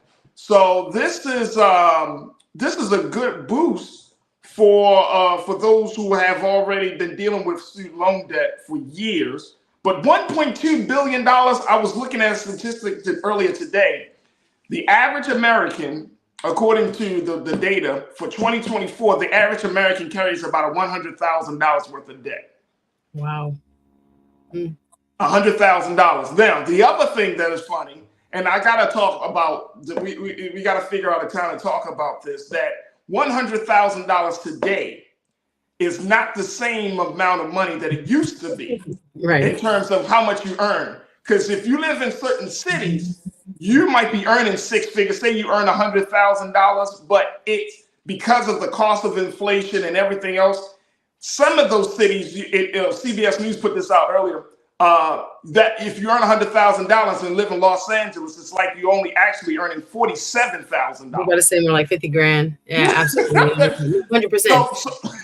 So, you know, when you're looking at this debt relief or this student loan debt relief, this helps to chip away. But this is something. Give me your take on this, Suzette. Mm-hmm. Oh, okay. Sorry, I wanted to go. I thought you were gonna make one more point. No, I was going to say congratulations and thank you again to the Biden administration for trying to expand student loan forgiveness in the face of general opposition. Now we got to remember, everybody on social media is like, wow, only 12,000. I think it's 153,000 borrowers, but the debt that's being forgiven is up to 12,000 per borrower who has been again paying back. Think about that, owing about $12,000 and having that debt for over 10 years says a lot about, you know, the financial snapshot of these borrowers, right? So whatever technical school, trade school, even community college or, you know, education perhaps didn't help them get to where they hopefully wanted to go. And with the financial, what could I call it? The status quo when it comes to inflation, although it has been going down, although we are one of the strongest job markets ever, lowest unemployment, especially for Black people ever, thanks to the Biden administration, there are people that are feeling still a crunch of student loans. So we also have to point out the reason why there has not been blanket. I know I wasn't one of them and I've been waiting. Is because of the Supreme Court that has blocked the Biden administration's effort. You have to remember those justices were appointed by who? Do we remember? Come Mr. on, Trump. And those justices on this conservative court have not allowed across the board blanket loan forgiveness as proposed by the Biden administration. So what they're trying to do is chip away little by little. A little is a lot because the total amount is 138 billion. Right, this total was added. All of the forgiveness programs that they have been able to get through Department of Ed, 138 billion for almost 4 million people. Right, so 3.9 million borrowers have been affected, and that's better than where we started at the beginning of this administration because no one else was trying to do it. But again, what is stopping him from going even further? The Supreme Court of the United States. So I applaud his efforts. And if you go to whitehouse.gov, there are other programs. I also encourage everybody, if you have not looked at your student loan forgiveness programs or repayment programs in a while, call your servicer, call the U.S. Department of Ed, and then see what is available. Because sometimes there are things that are, or new programs, repayment plans, deferral, deferment, and all kinds of things that can help you if that's something that you struggle with. So I applaud the Biden administration again. Every little bit counts. And people's talking about, oh, only 12,000, but if you're still paying 12,000 over 10 years, then you actually need the help, right? Financially. Absolutely. So I'm grateful that they are trying to chip away little by little. 138 billion is not too shabby though. Almost 4 million people is not too shabby though. But again, we haven't had the blanket forgiveness that everybody's been looking for.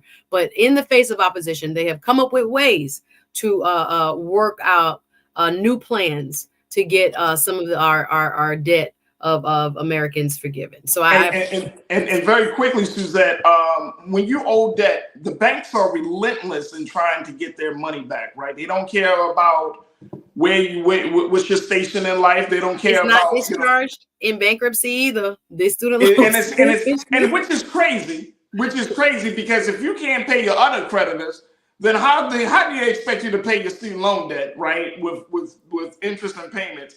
Here's what ABX Girl checked in. She said student loans may continue after death. There was a story about a mom getting sued for her late son's loan to be paid in full after he passed away from an accident. I've actually heard stories like this, Suzette. I've actually heard with the banks is saying, oh, so-and-so is gone. Is somebody else able to pick up the debt? You co-sign. Hey, co-signer, what's up? Right.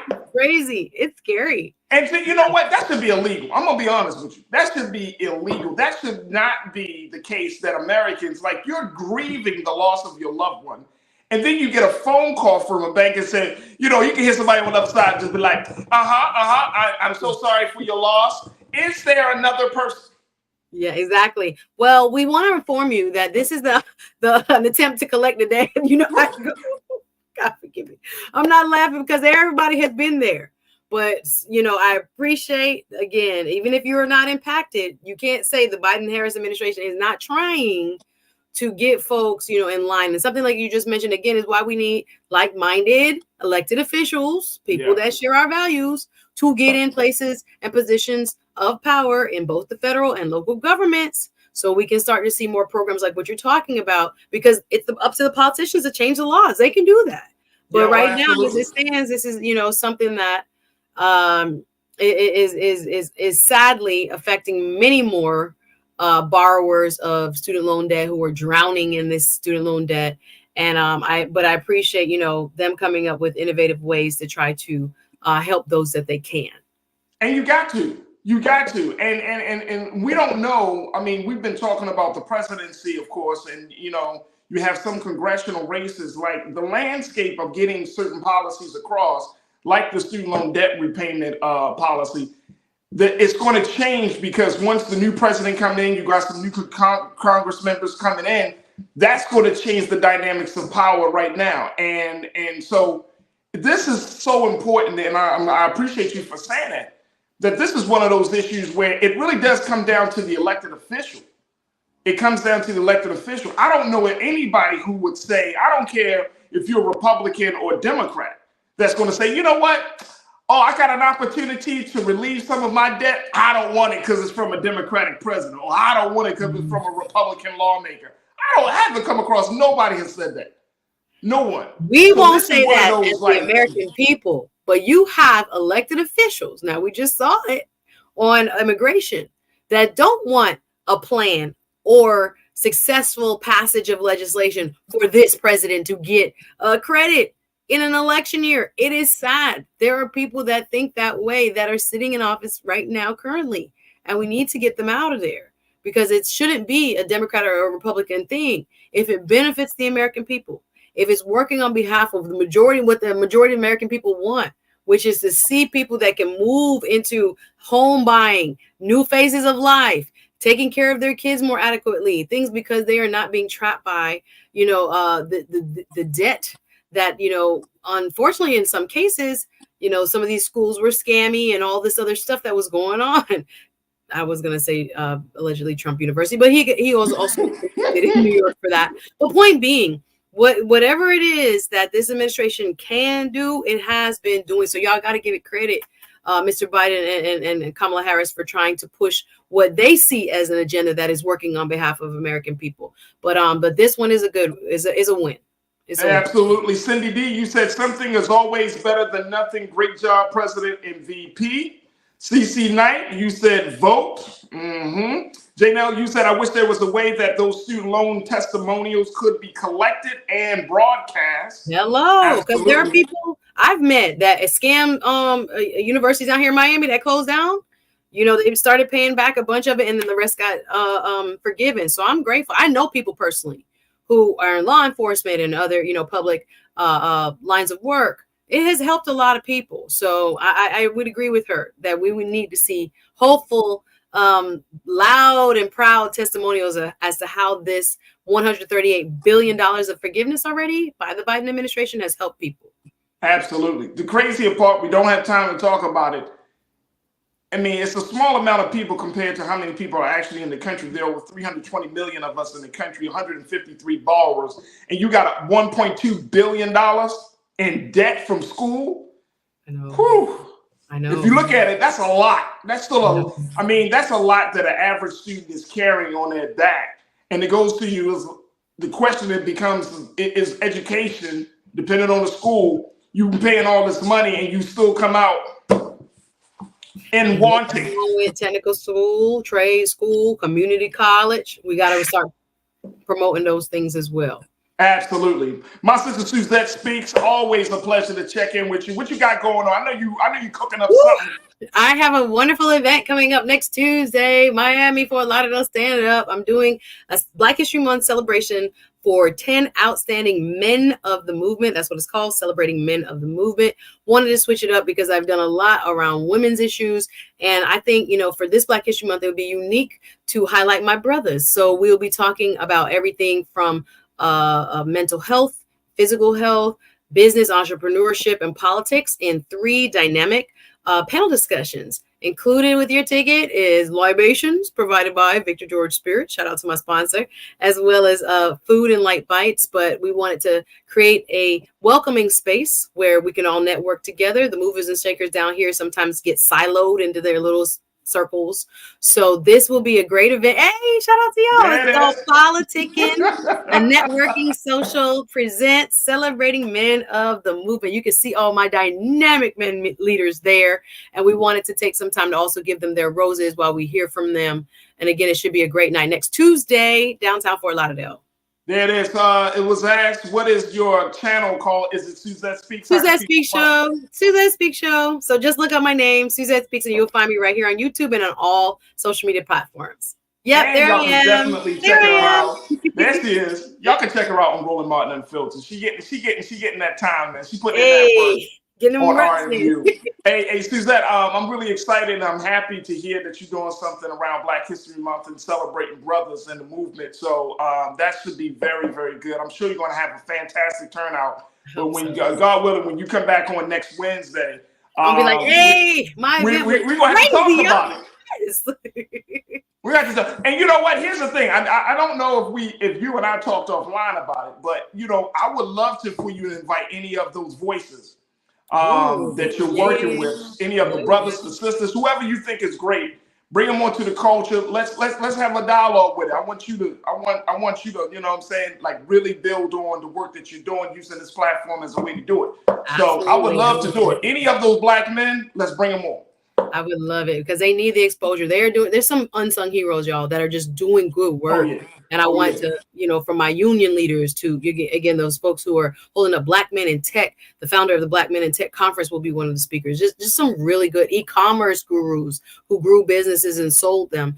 There are people in our community who have a blueprint that we might not know them personally, but I want to create access points for folks who have had success, right, in different areas to share what's going on and how they did a government contract, corporate contracts. What are we doing? What don't we know? And who can we learn it from? That's what this platform, Politicking, is about. Good information for the people, and the networking is just the icing on the cake. So I hope it goes well as well. Pray for me. Thank y'all. I will. Definitely will. Thank you. Suzette Speaks, thank you so much for joining us as always. And of course, thank you for being so good for the culture. My pleasure. We really appreciate you. See y'all next week. That's going to do it. See you later, Suzette. Folks, that's going to do it for us. I thank each and every one of you. Make sure you go to blackstarnetwork.com, download the app for free, follow us on social media at Black Star Network. And of course, we ask for your financial donations as an investor, as a stakeholder in this media mission that we are embarked upon. So go to our website today at blackstarnetwork.com. Also, follow me, yours truly, Farajii Muhammad. You can follow me on all social media platforms, but I need some friends on the Instagram platform, IG. So hit me up at The Real Farajii on IG. On the X platform, you can find me at Farajii, and I would love to connect with you and continue to build with you.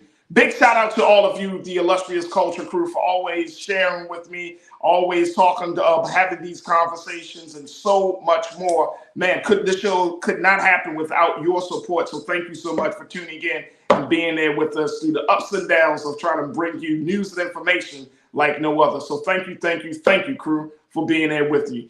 Being there with me. All right, folks, stay tuned. Up next, 6 p.m. Eastern Time is Roland Martin Unfiltered. As always, never be afraid to challenge what's wrong, stand for what's right while being yourself in the process. God willing, we'll talk tomorrow for another exciting edition of The Culture right here, only here, exclusively here on the Black Star Network. Have a great evening. Talk to you soon. Peace.